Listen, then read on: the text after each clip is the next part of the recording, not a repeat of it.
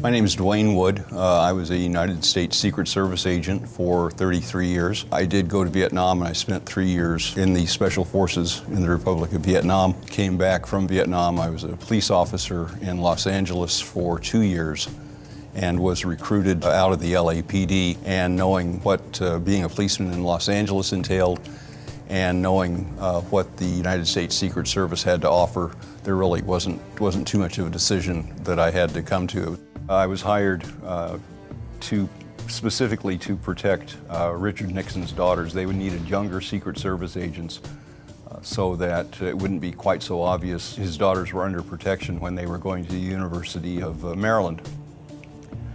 When Mr. Nixon resigned, then rolled over to the Ford detail. After Mr. Ford, I had the experience of protecting Mr. Carter. After Mr. Carter was Reagan, Bush, Clinton, Bush. It allowed me to get a lot of insights into how the government works. It allowed me to meet a lot of politicians, allowed me to basically see the inner workings of the government and to be present when a lot of decisions were made affecting the United States.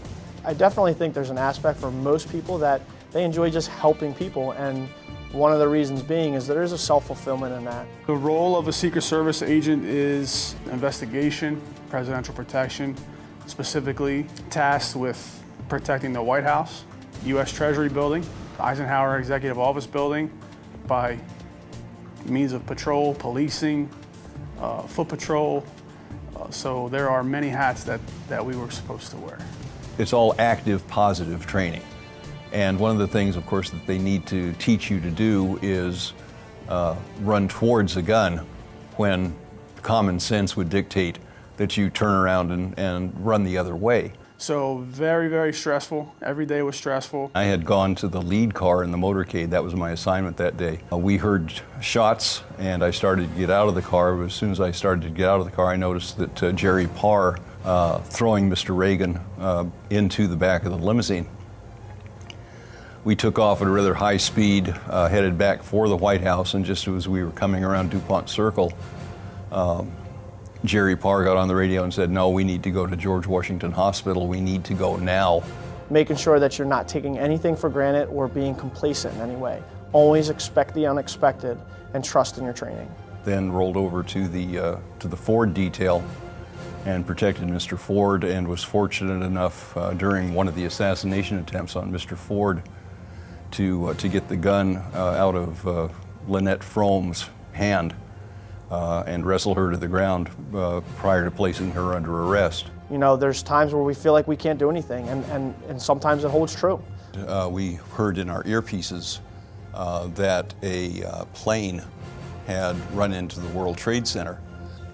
You know, it leaves you a cold feeling. You just can't believe that that has really happened, that anybody would take that many innocent lives in order to make a political statement. We, of course, were very frustrated that we couldn't take any action, but we at the same time knew that we were performing a very important function of getting the president safely to a different location.